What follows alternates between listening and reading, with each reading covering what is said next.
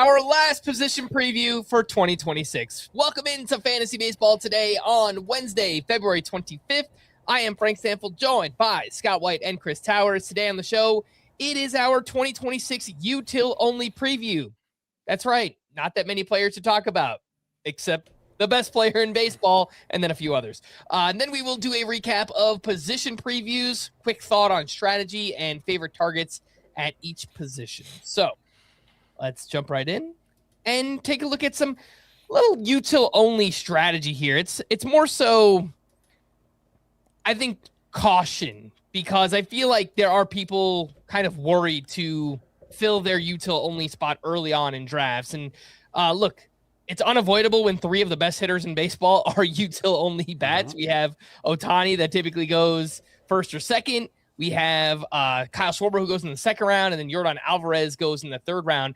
And the numbers 2 and 3 util-only players are going much higher this year than they have been in years past. So, Scott, are you ever worried about filling your util-only spot early on in drafts this year and how it might affect your roster construction in the end?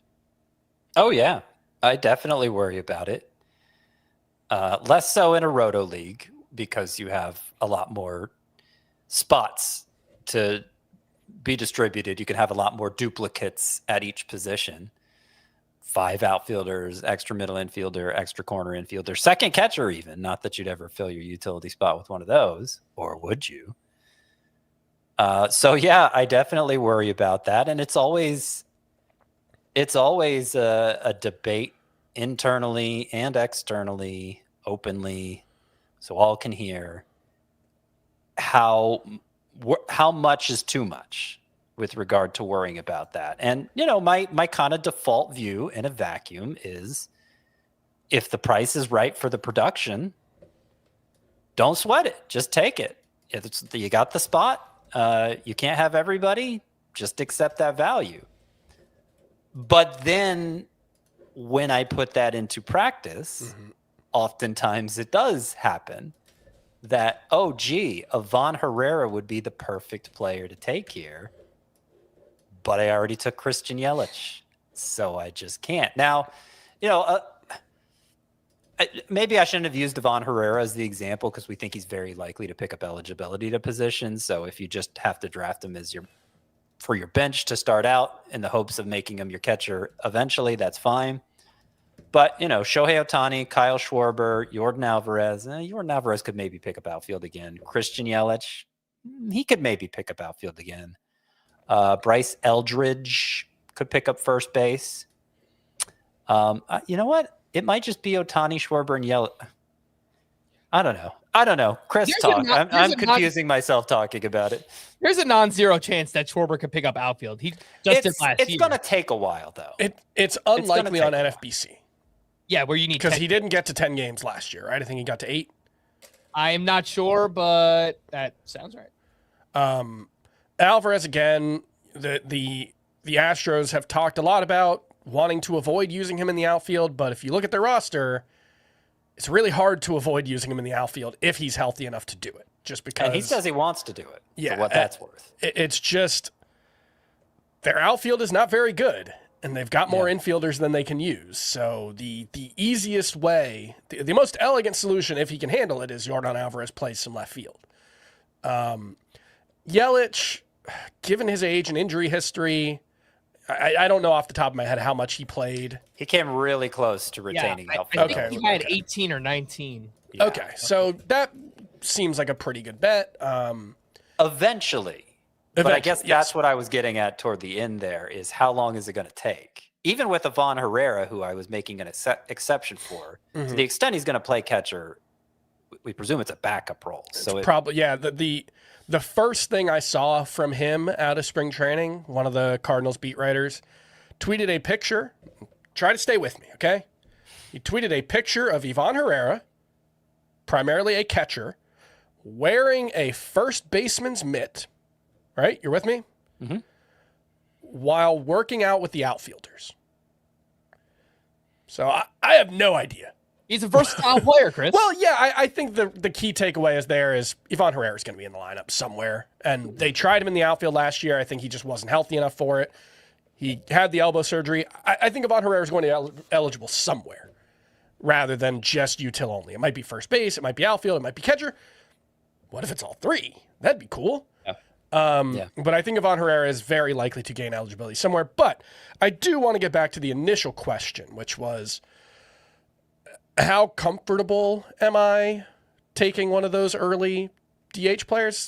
It's not comfortable to do it because it really limits the paths you can take through your draft. And I think that's something we should talk a little more about because, one thing that everybody talks about with like auction/salary caps is you can define your own path through the draft however you want, right? Like you are not limited by the spot in the draft you're in. Well, if you take Ohtani, you're pretty limited. You're limited by a 50 homer, 130 run. I think he got 140 runs last year, actually. So it's like, oh, woe is me. I have Shohei Ohtani. My utility-only spot is blocked. But if you're like me and you really like Yordan Alvarez, and Yordan Alvarez, I have him as a third-round pick. If Yordan Alvarez slips to the fifth round, which happens occasionally, you can't take him. Because that is just too expensive of a pick to spend on a guy who might gain outfield eligibility at some point, but probably not in the first month of the season, I would say. And so that does limit your options. If Kyle Schwarber slips, if Christian Yelich slips, taking those guys early, it limits the number of branches your draft can take. And I think especially with Schwarber, because it's not just the util-only thing, but it is also a second-round pick on a guy who is, at best, not helping you in batting average and probably at least a little bit of a liability, and at best, not helping you in stolen bases, potentially a pretty big liability. He might hit 50 homers again and be worth it, and it's awesome, but I think Kyle Schwarber in particular is the one that it's fine to take him in the second round, but you are really narrowing the number of ways you can go through your draft because that takes some of the other low batting average, low stolen base sluggers kind of off your board. It takes any other util-only guy. Now, the alternative to this is a lot of the drafts that we're doing right now, especially roto drafts, which are the deeper lineups, we're not drafting benches. We did our 15-team roto mock last Wednesday, I think. We didn't draft a bench in that. Which I wasn't going to bring up because I don't think people out in the real world draft without benches very often. But I do think that changes. Like that's one thing, but like that's the tangible experience we have mostly right now. And so saying it's hard to go through a draft with a util-only player. Well, one thing I think a mistake people make in fantasy sports, and it's not just baseball. I think it's even more true in football. For those of you who play, draft bench spots. You don't have to fill out your entire starting lineup before you draft bench players. Like if there is an obviously good player who doesn't fit in your starting lineup and they're just an obvious value, take them because you're going to have something go wrong at some point. Yes, but the thing is, and this is why I kind of got sidetracked talking about what other positions these guys could gain. I mean, if it's a DH only, a true DH only, the thing that has to go wrong is for the other DH only you drafted. And that seems like a pretty narrow path to finding playing time. Sure. So I think you articulated it well, the what you were saying in terms of, for me, a lot of times I take Christian Yelich because I value Christian Yelich and I think he's undervalued. And then the time comes to take Ivan Herrera and it's like, I can't because I already took Christian Yelich. Or, Schwarber could be an example. Oh, now I can't take Christian Yelich. Or even, I don't know. I never worry about taking Ohtani, but it's just that is the downside to it, that you kind of want to wait. They're all kind of undervalued, I feel like. We'll get into the individual players and debate that, I guess, but most of them are kind of undervalued in my eyes. But you want the best value, and you're foreclosing that possibility potentially by taking any of them. So maybe you just avoid them all draft and end up with none, and you missed out on the value. So you should probably just take one at the time to take one, and not worry about hypothetically how things could play out. You have no idea what later picks are going to look like. You should not make picks with the expectation that later picks will make your earlier picks look good or bad. That just, you cannot, there are too many ways for your draft to go to think about it like that. But I do think with Schwarber and Ohtani and Alvarez, because they're so expensive, it does make it just a little more challenging to get through your draft with a util-only player that expensive. But Ohtani's Ohtani. Schwarber might hit 55 homers again. Yordan Alvarez might hit 50 homers. So I think they're all worth it. At the risk of belaboring the point, just getting back to a head-to-head context where you have just a 9-man starting lineup, it's not just, oh, I'm blocking myself from taking another DH only. It's this great shortstop fell, and I have no place for him in my lineup. So it's messy, but I think we've kind of landed on, if the value is right, just take them and don't sweat it too much.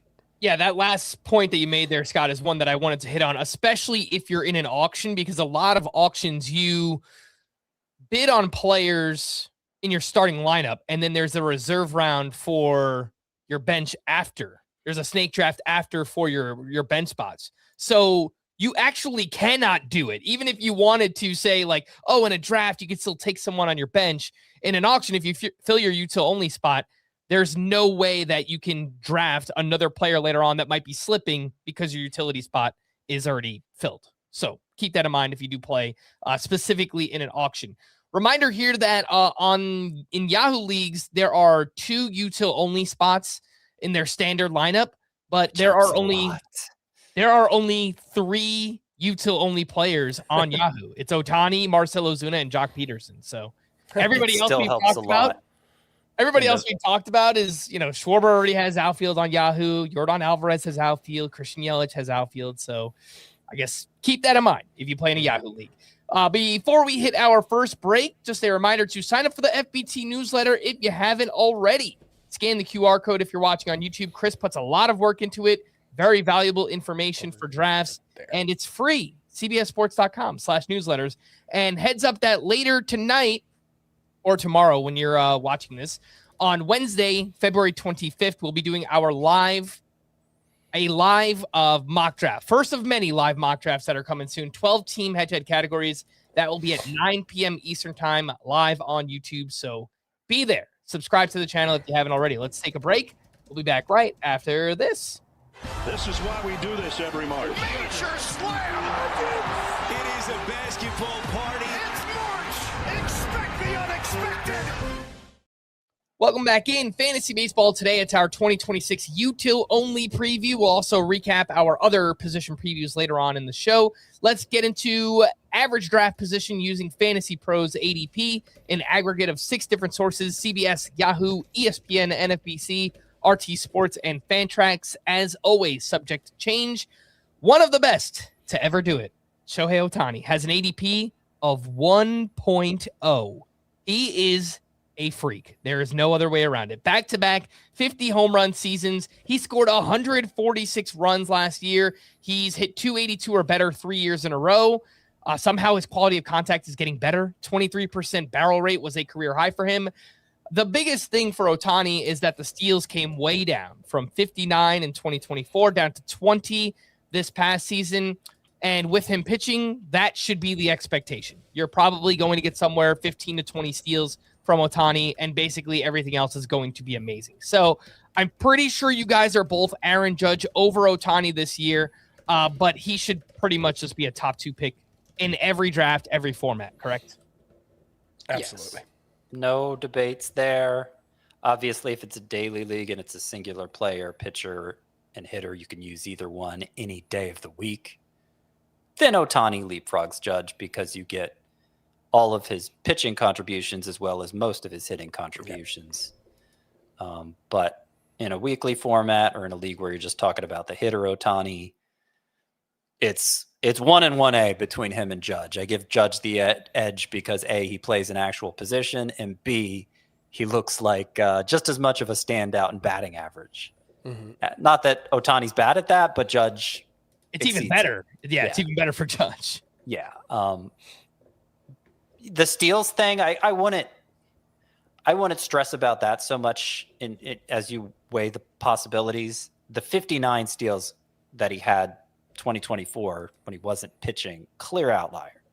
The most he's had aside from that 59 steal season is 26. So last year was basically in line with that. 15 to 20 steals. You know, if he got 0 steals, I think Ohtani would still be the number 2 player. Yeah, I think the only thing, the only reason I would harp on the steals is just, I think that's the biggest reason why Ohtani's going ahead of Judge in ADP, and I don't think that makes any sense.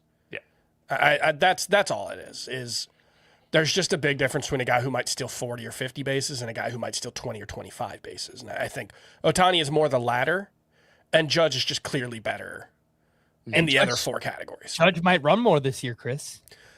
I don't think he will, but he's not a 0 in steals. Like, the difference between Judge and Ohtani in steals last year, I think, was 8. I think that's not nothing, but yeah, it's not. It's certainly not enough to make up for Aaron Judge hitting 330. So we just spent way too much time talking about the complications of filling your DH spot early. The comment comes in because I said Ohtani. You know, I put Judge over Ohtani because he plays an actual position. A comment comes in, Scott, you don't get defensive cats. Who cares, if Judge plays the field? We got to start the show over. We didn't spend enough time on it. You can put him at outfield or DH. That's the benefit. There you go. Dual eligible. There you go. With Ohtani, you mentioned this, Scott. If you have a league where he's one player and you can reap all the rewards of his hitting and pitching, he should very easily, far and away, be the number 1 player in that draft. In a weekly lineup league where you can either use him as a hitter at utility or as a pitcher, just because we haven't talked about this much, just the strategy of where to play him. I think 95% of the time you're just playing him as a hitter.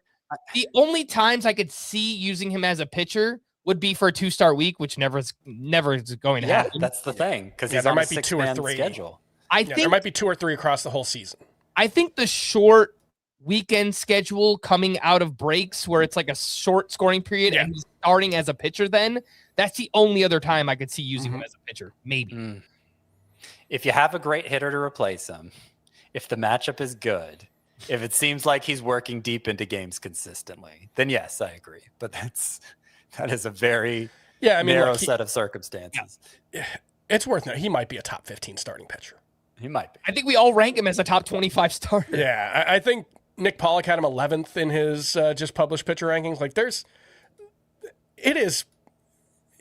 he's really good.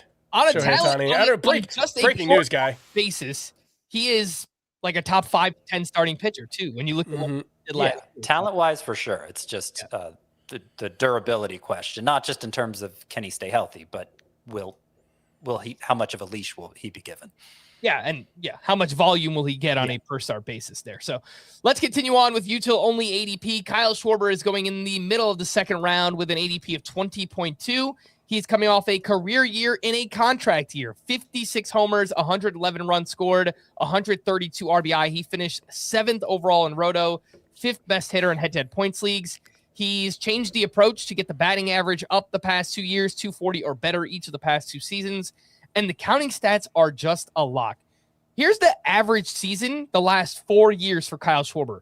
46 homers, 107 runs, 108 RBI, 5 steals. So he gives you a handful of steals. But, those counting stats are just insane. It was like 14 or something last year. It was a surprisingly high number. I think it's been 10, 5, 0, 10 the past 4 years. 10, okay. He's basically a 0 for steals. I think the rare 10 steal season we can just ignore. I don't know. I can tell every time he comes up that you guys are less into using a 2nd round pick on Schwarber than I am. And I understand part of that is just, we've never used a 2nd round pick on him before. But I think hindsight has shown that we should have. The resistance was mostly because those first 2 years in Philadelphia, he was such a batting average drain. 218 the first year, 197 the second year. And I think we were fearful that trend would continue. But the last 2 years, 248, 240, that's more in line with the rest of his career. And that's, it's less than you want from even a 2nd round pick, but it's not going to destroy you like a 197 batting average would. So I feel like we can safely pencil Schwarber in for 240, 245 batting average. And then, I mean, the production in those three counting stat categories, the home runs, RBI, runs, is as good as it gets. And I know I'm definitely on the side of batting average is an important category to fill early. Runs and RBI are too. That is something.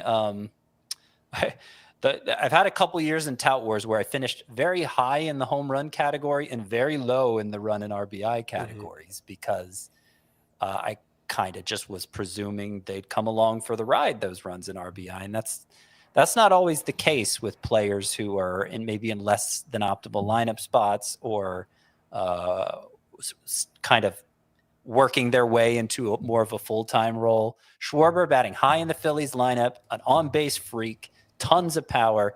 He piles up runs and RBI, and home runs. Of course, he's right up there with Judge and Ohtani. So I think he's well worth the second-round pick. I'm excited to take him there. In a points league, I might even use a first-round pick on him. But then you're really obviously filling your DH spot early. Yeah, it's mostly for me about just locking in those two, the low batting average, low steal guy, and the util-only thing. It's the combination of those two things that just, it's not, like I said earlier, it's not that he's not worth the pick, because I think he is. He was the number 21 player in 2024. He was the number 5 player in 2025. Clearly he has been worth a second-round pick, but I do think it introduces some complications. And I'm not so sure. Like, if we get the 2025 version of Kyle Schwarber, then yes, he is definitely better than anyone you will get in the second round. If we get the 2024 version, that was 38 home runs instead of 56. Yeah, so that's three of the last 4 years he's had 46 or more. Mm-hmm. So 38 is the outlier there. Yeah, but I'm saying if we get that, it's probably a fine pick, but it puts you, I think, in a little bit of a hole that's harder to dig out of. So he really has to be superlative to justify. Like, I think that's the way to think about the util-only guys. Is it just they have to be so much better than the other guys you're considering because of what it means for the rest of your roster. That's the only thing. And I think Schwarber probably is, but I'm a little more hesitant to draft him. I mean, I have him 18, so it's not like, his ADP is fine. It's just a little harder to click the button. But look, I have the same concerns about Kyle Schwarber. Like I rank Kyle Schwarber 17, Kyle Raleigh. Okay. I rank him 17, but I actually have a hard time like clicking. So, you're making probably get a better mouse, Chris. Well, yeah, that's fair. But yeah, no, that's mostly what it comes down to. Is just kind of a philosophical thing. It's nothing against Schwarber. He's awesome. Yeah, and I think probably somewhere deep in your subconscious, Chris, the fact that Yordan Alvarez goes around later is probably somewhere playing into your decision to not take Kyle Schwarber because you can get another great hitter, another one round later, and obviously you really like that hitter. So for all the reasons you mentioned, I haven't found myself taking Schwarber. I could see it happening in the right build, like if he falls to the end of the second round and, I took Bobby Witt Jr. Yeah, I mean, I think that's a perfect pairing, perfect combination. But it feels like there's always somebody in a draft that likes Kyle Schwarber more than I do. So if he doesn't fall that far, it's probably just not going to happen for me. Scott, you mentioned this, but in a head-to-head points league and in OBP leagues, Kyle Schwarber does get a big boost. I think he's borderline first-round pick. In fact, the first Tout Wars draft happened on Tuesday afternoon. That's an OBP league, and Kyle Schwarber went 9th overall in that draft. So just keep that in mind. Let's talk about Yordan Alvarez. He's next up with an ADP of 32.2. It was a disaster season wrecked by injury. First, he had a right hand injury that was misdiagnosed, surprise, by the Astros. It was misdiagnosed as inflammation, turned out to be a fracture. Then he returned for 19 games and went back on the IL with a left ankle sprain that he suffered while slipping across home plate. It was just such a weird thing. He was running, his cleat slipped across, then when it hit the dirt, it just turned and he severely sprained his ankle. So it was just kind of a weird, fluky thing that happened for him there. In the actual games that he played, the production was down, but everything under the hood still looked great. Plate discipline, quality of contact, expected stats, everything great. And this time last year, his ADP was 17. So you're getting about a 15 pick discount year over year. I'll throw it to you, Chris, because I already know the answer, but is that enough of a discount to draft Yordan Alvarez? That is about a 15 pick discount from where I am willing to take Yordan Alvarez. So yes, that is enough of a discount. Here is what Yordan Alvarez did from 2021 to 2024 per season. 290, sorry, that's a weird way to say batting average. 296 batting average, 34 homers, 88 runs, 96 RBI, 2 stolen bases. That's worth a second round pick, right? Like if you just got that, that's worth a second round pick. I think we would all agree. 300 average, 35 homers. Batting average with 35 home runs, yeah. That's his average from 2024. Not his per 162 or anything like that. That's just his final average numbers for those 4 seasons. Last year is the outlier of all outliers for Yordan Alvarez. He had a season in 2023 where he played 114 games. He had 77 runs, 97 RBI, 31 homers, and he hit 293. I'm going to guess Yordan Alvarez was like a top 25 hitter that season, even missing close to 50 games. I just think he is so clearly one of the 5 or 6 best hitters in baseball that I will take any kind of discount you want to give on Yordan Alvarez. Yeah, it is much more likely that I do it in a shallower league, 10-team league, 12-team head-to-head points, because that replacement value is so much better if the injuries do occur. And I know people are worried about the injuries from the past, and then the knees have always been an issue for Alvarez, and I get that. That's not going away, but that wasn't the issue last year. It really was kind of fluky stuff that happened there. The knees have really not been a big issue the past 2 years. He missed like a week in 2024 at the end of the season, but for the most part, the knees have not been a problem for Yordan Alvarez. Yet 2023, he played 114 games. He was the number 34 player. I get that we saw something worse than him last year, but too many people treat last year as if it's the only year that matters. And we know that's not the case. Yordan Alvarez is not particularly old. I think he's one of the best values at any position or no position, as it were. I think Yordan Alvarez is just a screaming value. And if you can get him in the 4th or 5th round, oh my God, that is just stealing. A couple names that are going ahead of him, according to Fantasy Pros ADP, James Wood. Chris, would you take Alvarez ahead of James Wood? No, I don't rank it that way, actually. No. I was about to say I might rank it that way, but no, I don't. I have Wood, I think, 29th, and Yordan Alvarez 26th. Give me... Injury risk isn't the only risk, guys.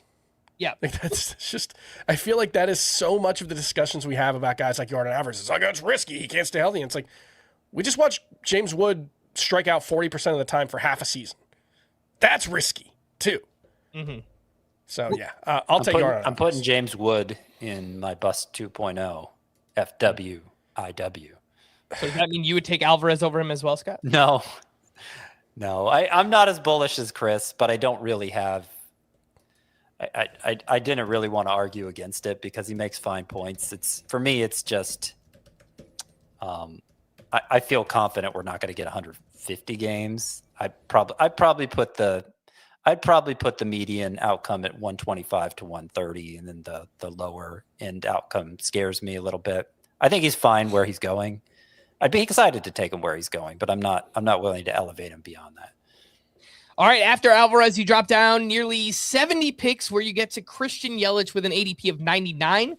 That is round 9 of a 12-team league, and we weren't sure how Yelich would look in his return from back surgery, but he was great. Hit 264, 28 home runs, 103 RBI, 16 steals, finished 42nd overall in Roto, 3.1 fantasy points per game, which was the same amount as Mookie Betts, Ellie De La Cruz, Matt Olson, Freddie Freeman, Manny Machado. Under the hood, there were some skill declines here. The walk rate went down, strikeout rate went up 26%. That was his highest since 2020. The quality of contact also came down. 330 xWOBA was a career low there for Christian Yelich. Scott, he kind of volumed his way there, And I'm just not sure that we could depend on the volume once again with Yelich, unless you just think his skills bounce back. But there was some decline in the skills last season for Yelich. Well, yes, there was. But at the same time, he hit the most home runs he had in years by a long shot. I mean, this was the best season since the years he was competing for MVP. And so obviously the way he's being drafted doesn't really give him credit for that. So I've just chosen not to worry about it. I mean, gosh, for where he's going, if you can get those totals again, that's amazing. And yes, he does have an injury history. That might be contributing to the slide there as well. It's a big reason why this was the first time he got to even 20 homers since, when was it? He got to 29, but it was the first time at even 20 since the 44 homer season in 2019. 103 RBI, 88 runs, 16 steals for what, an 8th round pick. That's amazing. That's amazing. So yeah, I know there's the injury risk too, but I think moving him to DH regularly will help mitigate that significantly. Obviously, we saw it happen last year. He's now had back surgery. That was prior to last season, and the back was the main thing that kept giving him issues. So I don't think the injury risk between the back surgery and the move to DH, I don't think the injury risk really factors into the equation for me with Yelich. And it's like, those are the kinds of totals that you normally get in round 2, round 3 in the latest. So to me, Christian Yelich stands out as the value here just because of his DH set status is so obvious that I'm going to take it every time he's there at the point he should go. If it's my turn, I'm going to take him. And there are drafts where he falls even further than this ADP, which again is right around 100. I was in a slow draft in the NFBC, and we took him at pick 140. That's ridiculous. He went way, way, way too late. And just for some context, compare Christian Yelich's numbers last year to Manny Machado or Cody Bellinger. Yep. And Machado is a 3rd or 4th rounder. Bellinger more like a 5th or 6th rounder. Yelich is way cheaper, and the production was essentially identical. The underlying stats, like Frank said, don't necessarily back it up. But like Scott said, that is all already factored into the price and then some. So I think Yelich, while I don't think I've drafted him yet, I'm totally open to it. I think the price is great. The next UTIL-only player on CBS is Ivan Herrera with an ADP of 159. We spoke about him extensively on our catcher preview. I guess I just wanted to ask a few follow-up questions here. What if he doesn't gain catcher eligibility? We're all just kind of assuming that he will, but if he doesn't, is he still worth this pick around 160 just as a UTIL-only? Yes, he is, and I will explain why. First of all, his 162 game pace was 29 homers. And you may say, yeah, but 162 game pace, that is not something people don't play that many games, right? Herrera, not an everyday player. Look at how many games he played. Well, that was because he missed time with injuries. Once he came back from the second IL stint, he started 65 of the Cardinals' 66 games. He was a true everyday player, which is part of the reason we're excited about him potentially picking up catcher eligibility, because he play a lot more than the average catcher. But yeah, as I said, he slashed 284, 373, 464, 29 homer pace. You look at his StatCast page, there's tons of red there in all the most important categories. I think he's just a really good hitter who doesn't need the catcher eligibility to be must start in fantasy. But if he gets it, he might just be a stud, somebody we're targeting in the first 5-6 rounds next year. Ivan Herrera is arbitrage Ben Rice. I don't think he's quite as good as Ben Rice, and Ben Rice already has catcher eligibility, so it makes perfect sense for Ben Rice to go ahead of him. There is not 100 picks of difference in talent between Ben Rice and Ivan Herrera as hitters. Not even close. I think Ben Rice, if Ivan Herrera was currently catcher eligible, I would take Ben Rice ahead of him. I don't think there would be more than 15 or 20 picks between them if that was the case. I really do think Ivan Herrera would be in that Agustin Ramirez, Drake Baldwin, I think his 70 to would, 80 range. I think his ADP would legitimately be cut in half if he already Yep. had catcher. He would be going probably around pick 80. And he doesn't. So that I think his price is fine, but if we just get what Ivan Herrera has been so far in his major league career, which is a 286 hitter with around 20 to 25 homer pace, that's fine. That's pretty good. I think I can illustrate this even better from a head-to-head points context because we have the summation of his production in terms of head-to-head points per game. And again, true everyday player. So it's not like I'm doing any tricks here with the per game stat. 308 for Ivan Herrera last year, which was exactly the same as Christian Yelich. And they both had more than Brent Rooker, Jarren Duran, Wyatt Langford. And Yelich and on. Yelich Like, steals they're some really good. bases. Yeah. Although Herrera actually had 8 in 107 games last year, so Yeah. you can squint and see, a 12 steal season from Ivan Herrera, which would be pretty neat. But I really think he's just going to hit 285, 290. I really think that the skill set here is just incredibly strong. There's pop.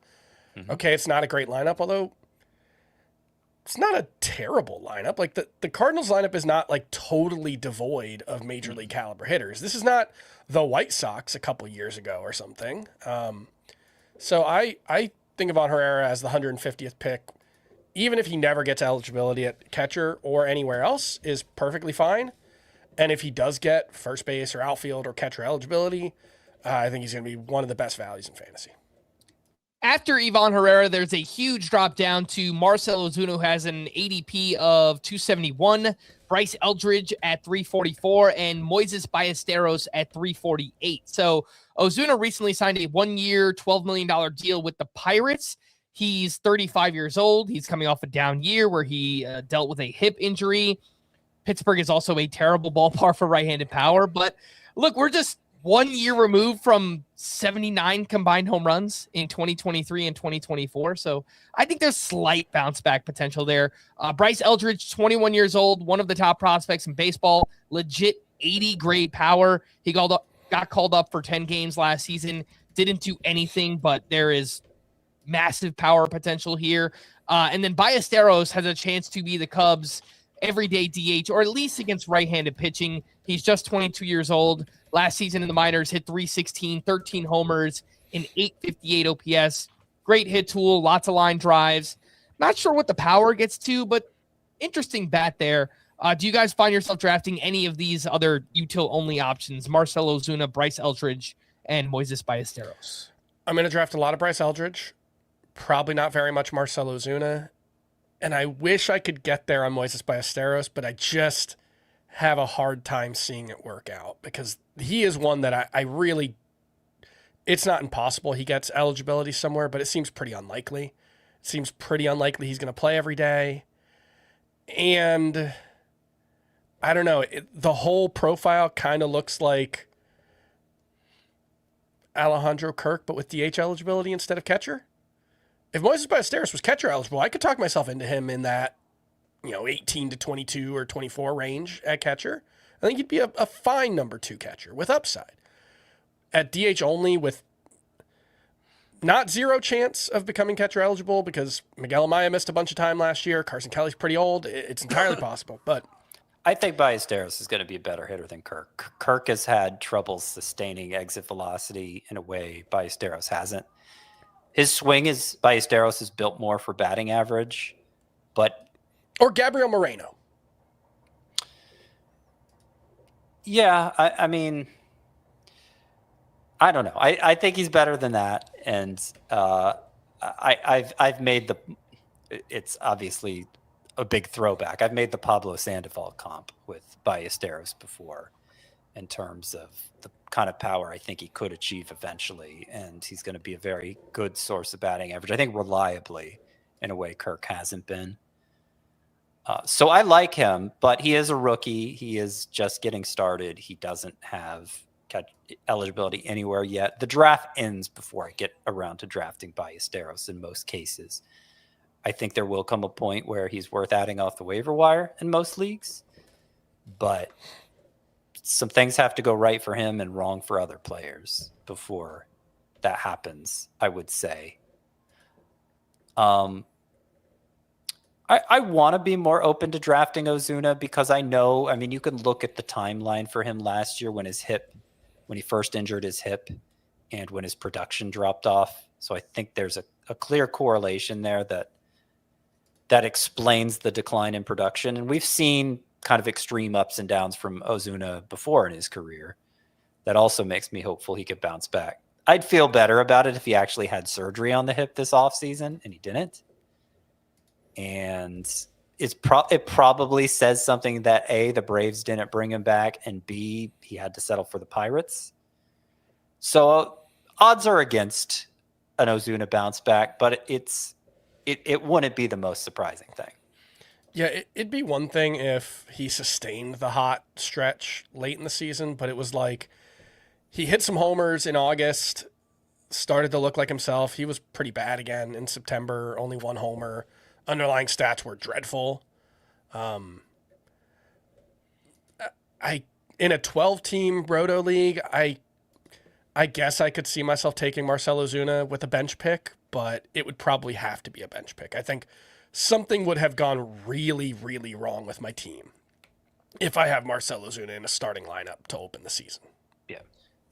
After Ballesteros, the last two names here are Masataka Yoshida and Jock Peterson, but those are AL only at best, I would say. So better than both of them. Better than both of them is George Valera.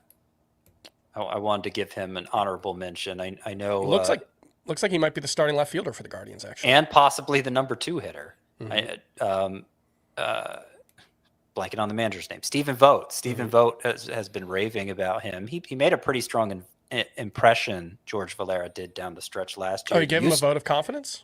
Used to be a really good prospect, and then injuries kind of ruined that. But good on base skills and could grow into some power. George Valera. I just took him as my DH in an AL only league, so that's part of the reason why I'm pumped about him. But I definitely prefer him to Yoshida. And who was the other one you mentioned? Jock Peterson. Yeah. Jock Peterson. If Yoshida got playing time, I think he could be pretty good. Like, I think he's a career 109 WRC plus hitter in the major league level. I think it's just the Red Sox specifically don't have any need for him, and he's coming off a really bad season. But if Yoshida was starting somewhere, I could see being interested in him. We kind of brushed over Bryce Eldridge, but this time last year, him versus Nick Kurtz was a legitimate question, and Eldridge was arguably ranked higher on some prospect lists. Scott, I think you might have had Eldridge ahead of Kurtz. I know. I definitely had Kurtz ahead.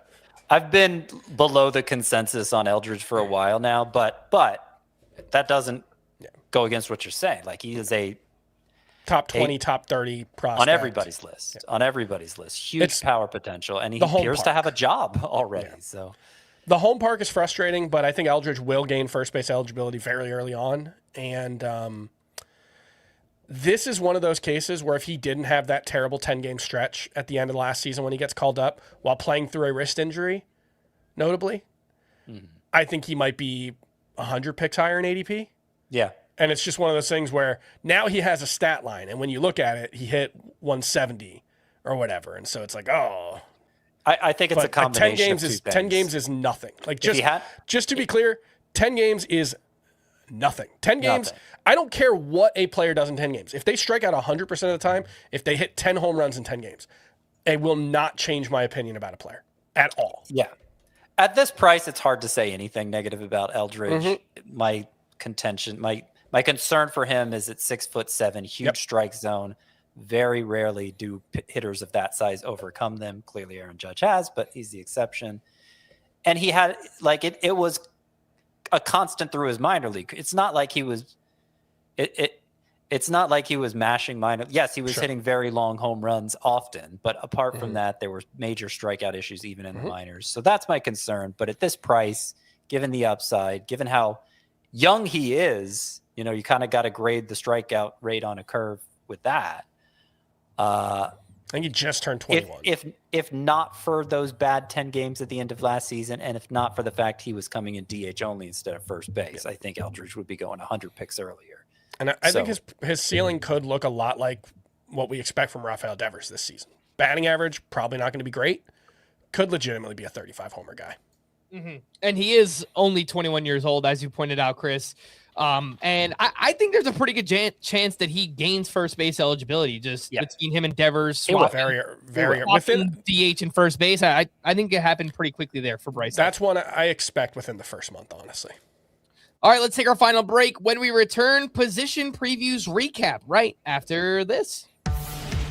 When you need your sports news all the time, we've got breaking news to bring to you. CBS Sports HQ gives you a snapshot of all the sports that matter to you. When you need your sports in a snap, find it on CBS Sports HQ, streaming free anywhere you are. Welcome back in Fantasy Baseball today, and let's recap our position previews. While we poured our heart and soul into all of our position previews, they're really long, 2 hours per episode. So I wouldn't blame you if you didn't get through every single minute. I will blame you if you don't listen to every single 2-hour podcast. I mean, you've still got weeks to do it, to be fair. 1.5x speed, you guys. Let's go. The reason why they were so long is because we tried to deep dive as many players as humanly possible. So I do highly recommend them, but this will be like a TLDR 4-hour position preview. So let's start at catcher, and we have Big Dumper up top. He goes about 18. This position goes about 18 deep with names worthy of being a catcher one, being ranked as a top 12 catcher, I think, in previous years. Scott, what is your strategy in a 1-catcher league versus a 2-catcher league for this season? And is UTIL-Only Ivan Herrera part of that strategy?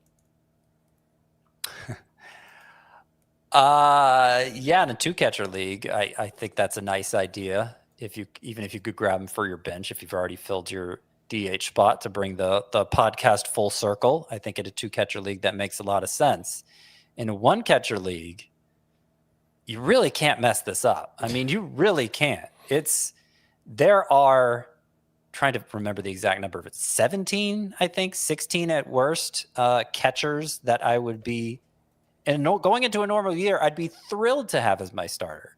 Not just, this guy's okay, but thrilled to have any of them as my starter. And in a 12-team 1-catcher league, only 12 of them are getting drafted. So even if you shoot for the moon with a rookie like Samuel Basallo or Carter Jensen, or you bet on an Adley Rutschman bounce back and it doesn't happen, you got about half a dozen fallback options on the waiver wire. So you really can't go wrong with it.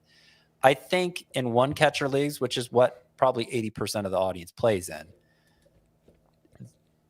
for this year, with the incredible depth at catcher, you should treat it like you would treat the quarterback position in 1-quarterback leagues, which is to say the value's got to smack you in the face for you to invest real draft capital in it. If that never happens, just use your last pick on your favorite, including some of those I mentioned, Rutschman, Carter Jensen, Samuel Basallo, and, you may wind up with the top 5 catcher anyway. Yeah, the way I would say it is, in years past, Keibert Ruiz has pretty much been a top 12 catcher in ADP. Ugh. Kyle Teal's just a much more interesting version of Keibert Ruiz, and he's like 18th at the position, I think, in ADP, 17th. I think that kind of sums it up really nicely. And, I mean, Carter Jensen, 201 in the month of February in ADP. I love Carter Jensen. I'm a little less certain that he's a superstar than Scott is, but I love the price for sure. Yeah. On Fantasy Pros, it's even lower for Carter Jensen, 235 across all the different sites combined. Just give me a name here, your favorite catcher to draft. It's all things considered, the value, the skills, just the catcher you want most this season. It's Carter Jensen for Scott. Yeah, I mean, I hate to keep giving the same name because there are so many interesting high upside options here, but the honest answer to your question is Carter Jensen. The combination of upside and price, I think, is unbeatable. Francisco Alvarez is getting more expensive, but he's still outside of the top 160 in the month of February. I love Francisco Alvarez this year. Yeah, and he's even lower again on Fantasy Pros. Francisco Alvarez is 218.8. That's ridiculous. The answer for me, look, if Ben Rice's ADP is actually 67, then that is the answer. But, in NFBC drafts, he's a top 50 pick. If that happens, then I will opt for the old vet, the old wily vet, Salvador Perez, around pick 100. Let's take a look at first base. More high-end names than previous years. We have Nick Kurtz and Vlad Jr. up at the top. Some names who are expected to gain eligibility at first base: Jorge Polanco and the aforementioned Bryce Eldridge. Chris, we will start with you. What is your strategy at first base? I'm probably taking the second tier at first base if I'm taking one early. So not Nick Kurtz or Vladimir Guerrero. I kind of don't like either's price.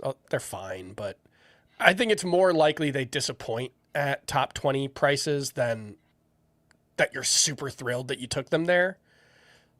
Whereas we have Matt Olson, Bryce Harper, and especially Rafael Devers are just so much cheaper than they ever have been. I'll throw Pete Alonso in with that first group where he's probably a fine pick. I'm probably not going to draft him at that pick. He's tiered with those others, but he goes earlier. Yeah, he goes often quite a bit earlier. About 23 picks ahead. About a round earlier on Fantasy Pros. But yeah, even a wider disparity on the NFBC. Yeah, NFBC, he is 23 picks ahead of Bryce Harper in ADP.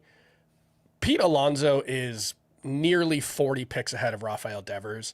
I don't know what the NFBC people have against Rafael Devers. It is crazy. I told the you way guys, they are drafting him. Like, there was a draft I got him in the 65. sixth round of a 12-team league. I got Rafael Devers. Yeah, that's his ADP is 65.4. His ADP in the NFBC is a 12-team league is a 6th-round pick.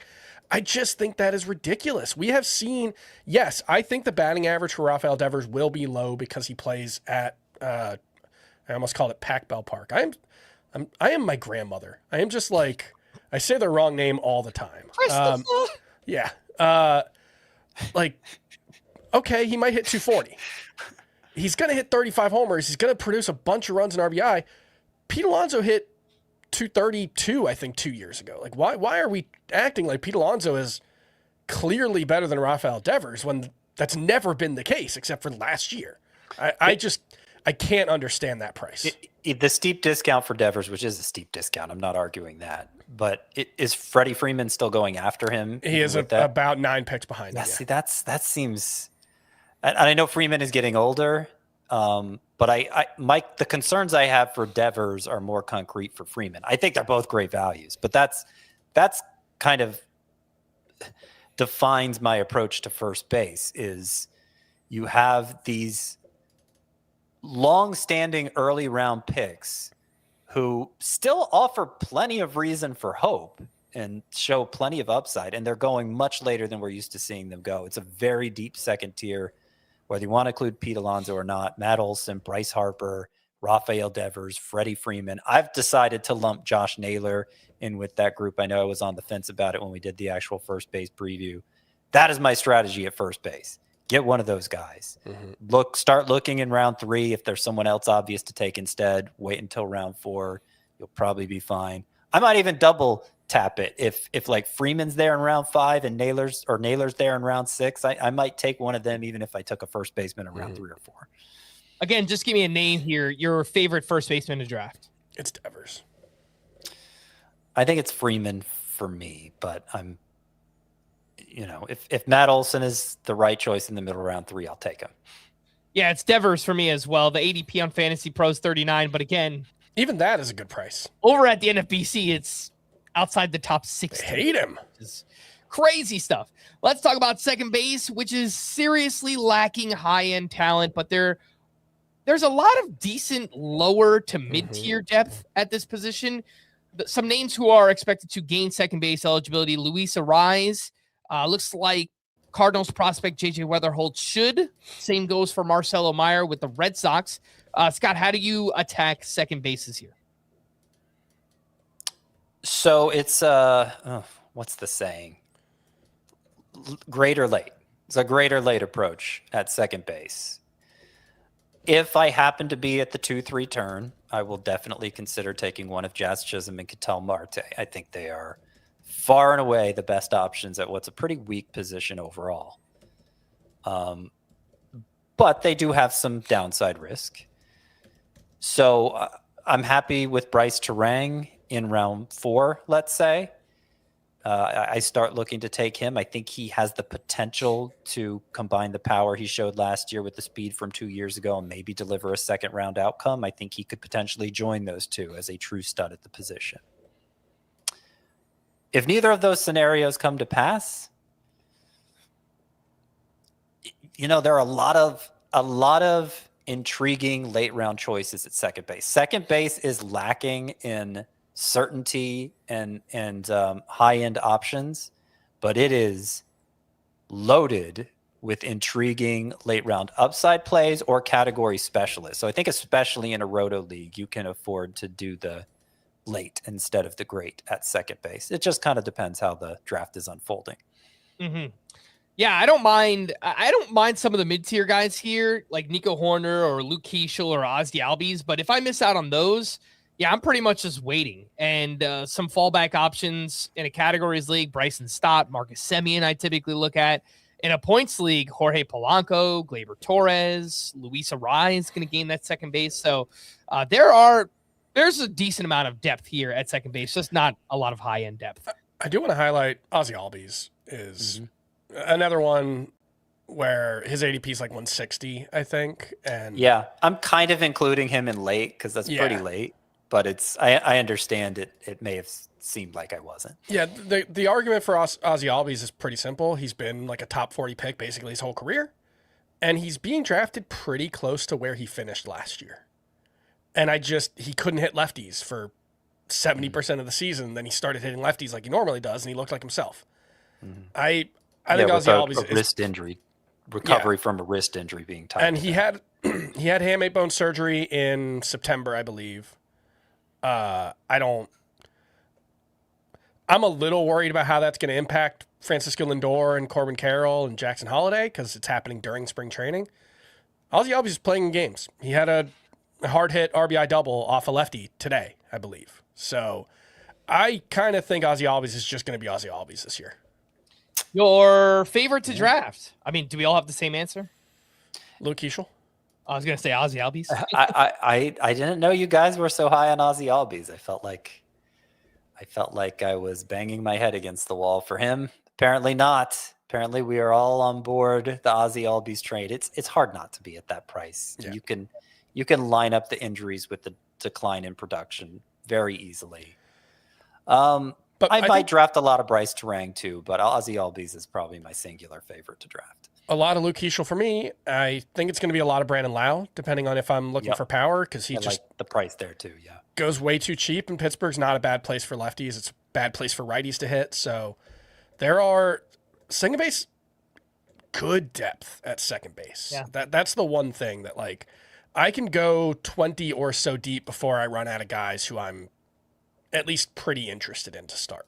I've wound up with a lot of Bryson Stott so far, and it is a boring pick, I can tell you that for sure. But, man, 10 to 15 home runs, 25 to 30 steals, kind of feels like a set it and forget it there with Bryson Stott.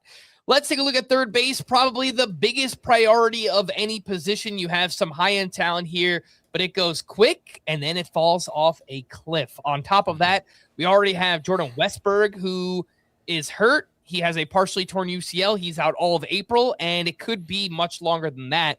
We just need to wait and see how his arm responds there. Some names who are expected to gain third base eligibility: Bo Bichette, Brendan Donovan, and now Kobe Mayo, who's filling in for Jordan Westburg. So, Chris, what is your strategy here at third base? Where'd you guys move Jordan Westburg? I moved him outside of the draftable range. I moved him to updating this before we went. I moved him to the bench range, basically. I think like 290 or something. I have him in the same exact spot. That's so weird.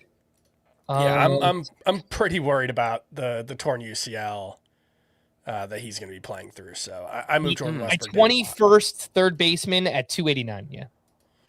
Yeah, that sounds. I didn't lower him that far. I think I think it's pretty likely he just doesn't play. That's my biggest concern, but also just dude should no ability to stay healthy. I moved him to 16th at third base. I still have him as a dollar player in standard roto. He did only go for $6 in an AL-only auction I did tonight for whatever that's worth. The timeline they're giving, he's going to miss about a quarter of the season. Obviously, that's not a promise, but that is what they are projecting for him. We've seen position players play through torn UCLs before and do really well. Ohtani's done it a couple times, though he was DHing. I get that. I don't know. It's a partially torn UCL. Yeah. I guess it mostly comes down to how much it'll impact his ability to play the field. So I don't know. I'm kind of following the Orioles' lead on this. 16th means he's ahead of Carlos Correa, Mark Vientos, and Brett Beatty, like part-time players. Yeah, that's fine-ish, I guess. But yeah, I'm not expecting much from Jordan Westburg, is what I would say. Third base sucks. I'm just going to put it that way. Like, the more I draft, the more obvious it becomes. Third base sucks. It is the position of the highest urgency, no doubt. But compounding that is a lot of the high-end guys have pretty big question marks. Mm-hmm. So you feel like you're reaching in the name of position scarcity, and you feel like you're reaching by just kind of seeing the glass half full on players like Austin Riley and Eugenio Suarez and Alex Bregman, who I actually have as a bust this year going to Chicago. Boy, it stinks that Isaac Paredes wasn't able to find a regular role, because that would have. Now we've lost Westburg.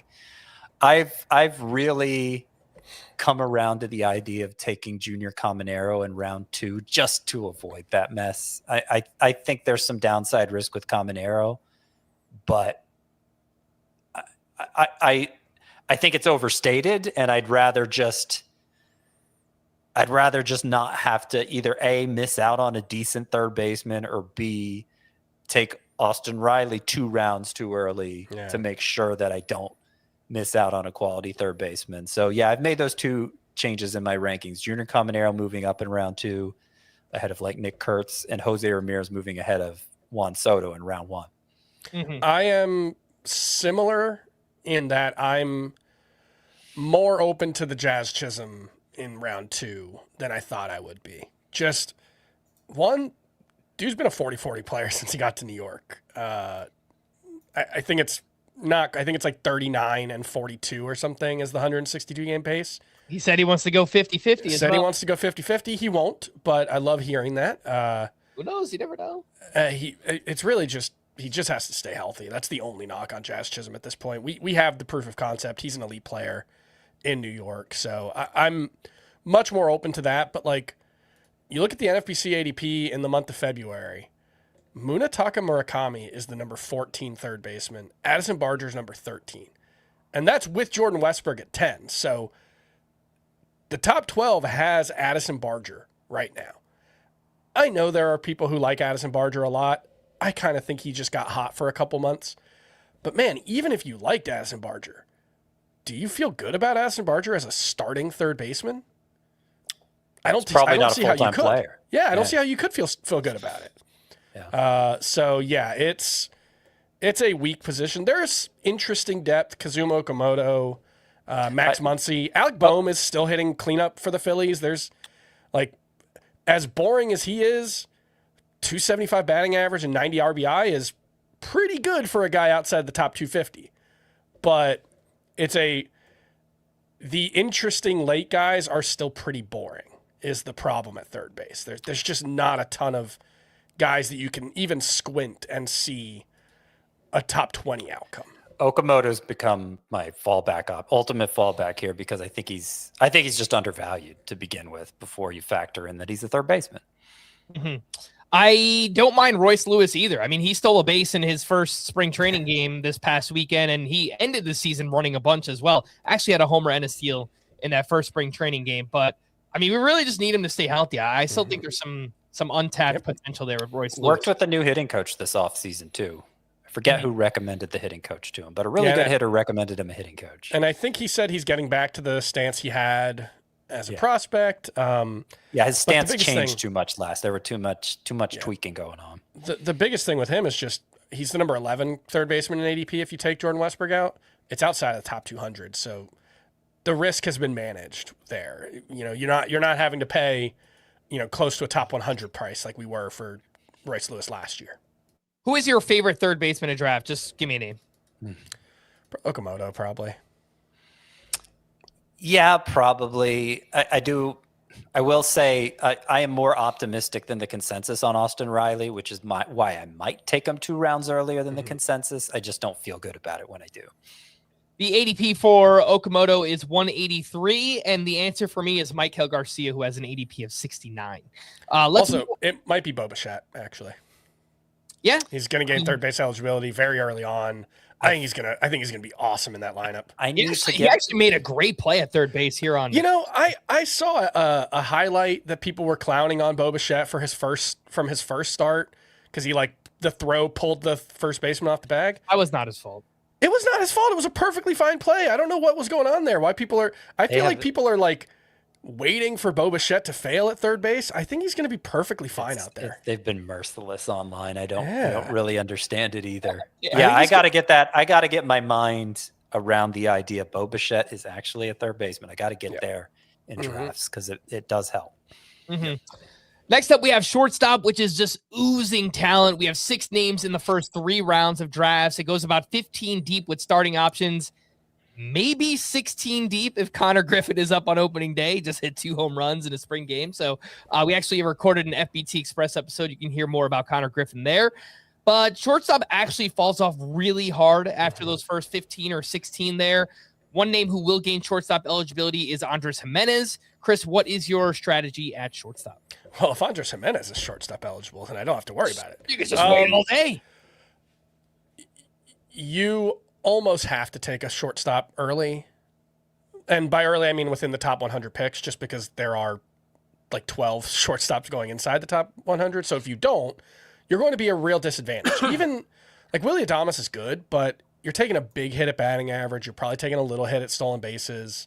Dansby Swanson, you're kind of taking a little hit everywhere if he's your starter relative to the guys going ahead of him. So I do think while the position is deep with impact players,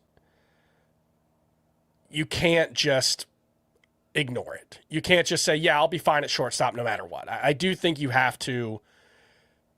If I don't have one of those top 15, I feel pretty bad about my shortstop spot.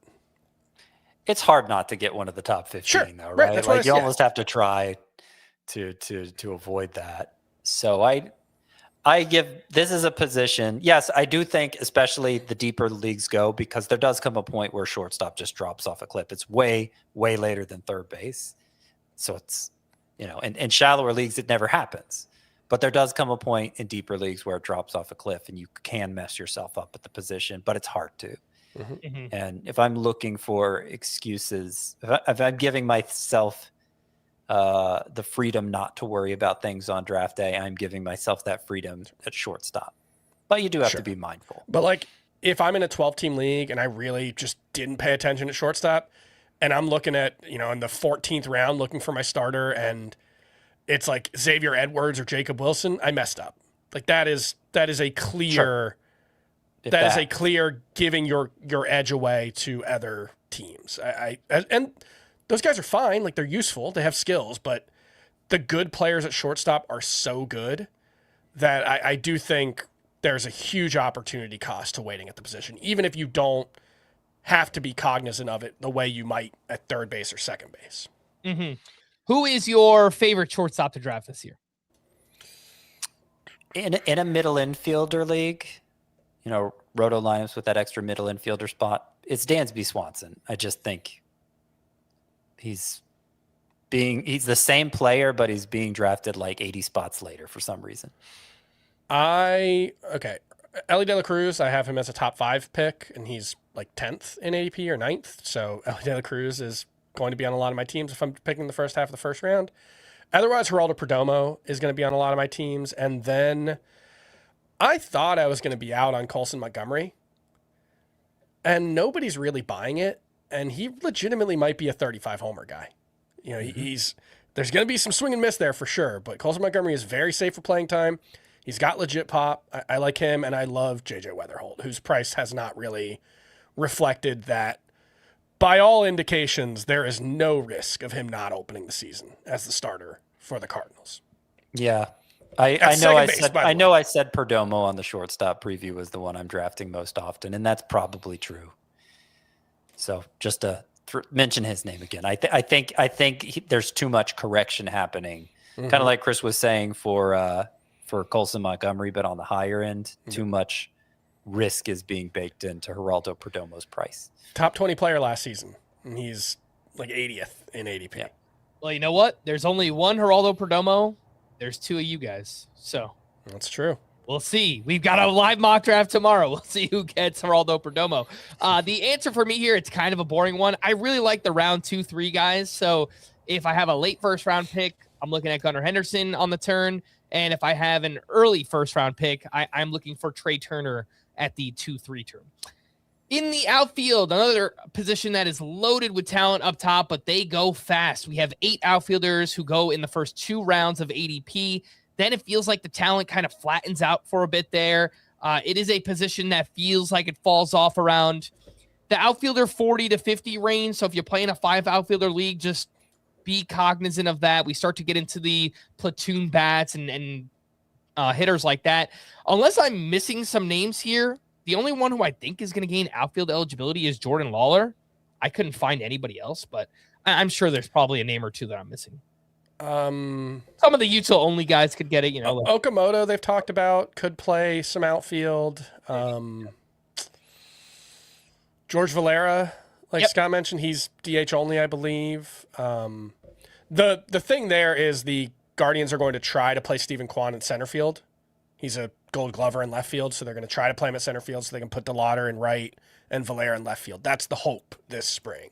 So that's just a name to know for your deep leagues. Gosh, are there any other players who might play outfield who don't currently? I'm sure there are, but I can't. Yeah, I don't think we need to worry through about every depth chart, and I yeah. So I think it's all right. Scott, what is your strategy in 3 outfielder leagues versus 5 outfielder leagues? 3 outfielder leagues, it's cake. It becomes another position that's hard to mess up because outfield is, I think pretty great for about 40, maybe even 45 names. And so just do the math on that. 12-team league, 3 outfielder spots, 36 outfielders need to be taken. And you have a little buffer there for people filling their utility spots. So, it's very likely without even trying, you're going to fill 1 outfield spot in round 1 or 2. Once that happens, I'm particularly if you're talking about a head-to-head points league, you want Ian Happ as your 3rd outfielder, Brandon Nimmo, Stephen Kwan, even very easy to do. And so I think you don't need to worry about it so much. 5 outfielder leagues, it's a real problem. That's where it gets tricky. I think the bigger risk in a 3 outfielder league is you fill your outfield spots too quickly. Yeah. You got to be and that is not a problem in a 5 outfielder league. Yeah. 5 outfielder league, you got to be way more intentional because there's a pretty steep drop off after that top 45 or so. And so, if you happen to be someone who doesn't get an outfielder in round 1 or 2, the urgency really kicks in thereafter to grab a 1. I think Cody Bellinger is a great choice. He's now that he's back in New York, I really have no concerns about his performance. And I think he's being ranked more like there are concerns about his performance. So I like grabbing him as kind of a low end number 1. But even the second one, I feel like you need at least 2 outfielders you feel really solid about in a 5 outfielder league. You get a 3rd, that's great, but you need 2 because, a group of 5 players at the same position like that, things are going to go wrong. There are going to be, it's going to be springing leaks. Leaks are going to be developing in your outfield. You want to be able to have to plug 1 or 2 leaks, not 4 or 5 leaks all at once. Because if it's 4 or 5, that ship is going down. Mm-hmm. Who are 3 of your favorites to draft? If you have names in mind, 1 early, 1 mid, 1 late that you find Jackson Merrill. Okay. Is my early one. Kyle Stowers is my middle one. I did not say mid because Kyle Stowers is good and not mid. And late, Justin Crawford. He's starting to climb up a little bit to the draftable range. I think he should be drafted in basically any roto or categories league. Scott? Early, Cody Bellinger. Middle, I'm going to say, where is he? It's not Jerks and Profar. It's not Ian Happ. It's Brandon Nimmo. Really, any one of those three. That's kind of my middle round trio. Brandon Nimmo, Jerks and Profar, Ian Happ. Very safe production from them and underrated. And then my low-end guy, I don't like a lot of low-end outfielders. That's part of what drives my approach at the position. I will say Ramon Laureano. And the three for me, I have Wyatt Langford up top, Brian Reynolds in the middle part there, and then Josh Lowe. I can't quit. I hope just stay healthy, please, on the Angels. Let's see what we can do. I will say I'm starting to talk myself into Wyatt Langford too. Let's move over to starting pitchers, and we have the big three up top with Tarek Skubal, Paul Skeens, and Garrett Crochet. And then we have that second tier from about SP4 through 15, and then a much bigger tier after that. It feels like pitching is in a good spot right now, but injuries will happen. We know that. Speaking of which, we already have some. Pablo Lopez will have Tommy John surgery. Spencer Schwellenbach and Hurston Waldrop both had bone spurs removed in their elbow, and they might return in the second half of the season. And again, it's still so early in spring. Like, there are going to be more injuries that occur at starting pitcher. Chris, what is your strategy for pitching this season? Similar to what it usually is, which is I'm more willing to take the early round pitchers, which means that big three, or one of the later ones of the SP 4 through 15 range to be my ace. I don't want to be the one who takes the fourth starting pitcher, because I think it's Yoshinobu Yamamoto is kind of in a tier of his own in ADP, and I just don't think he should be. Mm-hmm. And even like Christopher Sanchez, probably going a little higher than I'm comfortable with. So I'm either in that top three in the 12 or 10 to 15 range. I want to get at least one, maybe two guys there. And then I'm probably not picking another starting pitcher until 100 or so. There will be exceptions. There will be guys who fall who I like. But I think historically, those early round pitchers are the best investments. And then the 5th round through 10th round guys are basically interchangeable historically. And so I don't think it makes sense to draft guys in that range. I think part of it is also there's a drop off at hitter. And I think the talent drops off at hitter around 100 more so than it does at pitcher. So I'd rather have a stronger hitting core by the 100th pick than pitching core for sure. Yeah, I mean, my approach is very similar. I think I know Chris and I have argued about at times, you get beyond the elites, mm-hmm. that very big second tier at the position where I also would like to draft my ace unless I just happen to be in the spot to draft one of Skubal, Crochet, mm-hmm. and Skeens. It might be Max Fried, it might be Chris Sale, somebody from that big group as my ace. And Chris and I have argued about whether the tier that follows is worth pursuing. I have Kyle Bradish in that tier. He goes 78th overall. I think he's basically an ace. And a lot of times I'll even draft him as my ace if I just happen to miss out on the higher end guys. So I might take one from that group also, whether it's Kyle Bradish or George Kirby or Framber Valdez or Yuri Perez. But where starting pitcher really shines this year is from 100 on. Mm-hmm. There is so much upside there. It's not depth just in terms of there being many alike options, but really high upside mm-hmm. options led by the rookies or second year players who debuted last year, like Trey Savage and Nolan McLean and Chase Burns and Cam Schlittler, I think fits into that group. So, mm-hmm. and that's just the tip of the iceberg. That it is.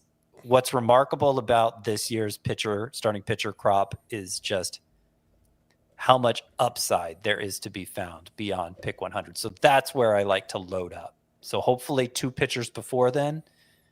And then I'm okay if it's only 1, because I know if I grab 3 or 4 from that group of young pitchers, also includes guys like Nick Lodolo, Gavin Williams, who I really like, Trevor Rogers, very undervalued, Bubba Chandler, I didn't mention him, Tatsuya Imai. Oh, yeah. There's a lot to like there. And so that's where I try to load up. Who are your favorites to draft? Give me a starting rotation. 5 names that you want to line up with. I'll give out my 5 first, so you guys can think about it for a second. But okay. I have Christopher Sanchez, George Kirby, Nick Lodolo, Chris Bubich, and Mackenzie Gore. I just realized 4 out of 5 are lefties. I probably should just replace George Kirby and put another lefty in there. But there you go. Get out of here, George Kirby. I will stress from the beginning that my favorites to draft mostly are related to price. Like I'm driven by price as much as anything at starting pitcher, because I find so much to like here. So the prices that I'm most attracted to, Max Fried at the top, then we'll go Kyle Bradish, because I think he's basically an ace.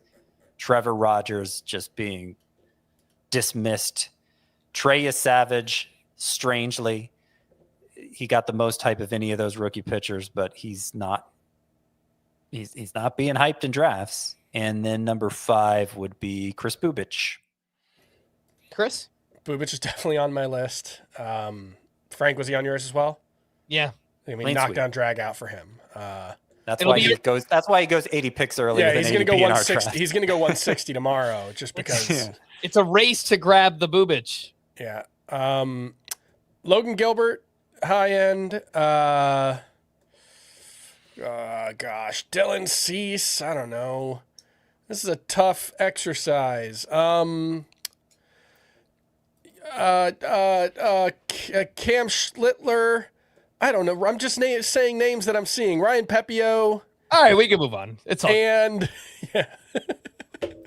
Let's wrap Mackenzie Gore. Let's wrap up with relief pitchers, and we just went over this on yesterday's podcast, but there's a big gap between the haves and the have-nots. There's definitely some elite, talented names up top, but on the bottom end, we have 6 or 7 bullpens that are up in the air right now and lacking talent. So it's a pretty big disparity there. For head-to-head points leagues, this is probably the worst group of Sparks since I've been here, since 2020. So I feel like I've said that 2 years in a row. Hopefully it's some names emerge there. But Scott, what is your strategy at relief pitcher if you want to, I guess, break it down quickly by format? Oof. Because it feels like it changes a lot. Yeah, I'll address 3 formats. The very deep league, like 15 teams or more in Roto. I feel like I have to get one of the studs, not necessarily Mason Miller, Edwin Diaz, probably not them, in fact. But I don't want to go any lower than like Devin Williams, Raisel Iglesias for my first reliever, because there are so few saves to go around in a format that deep.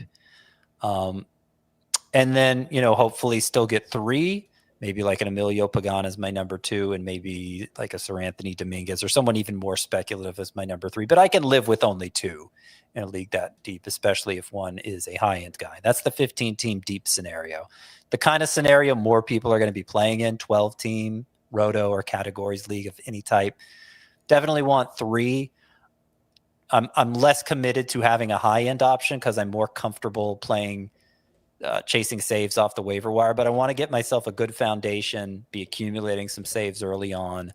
So, I might get a Jeff Hoffman or an Emilio Pagan as my number 1, and a couple more speculative types, maybe a Dennis Santana or Anthony Dominguez. I like Dominguez's price, if you can't tell.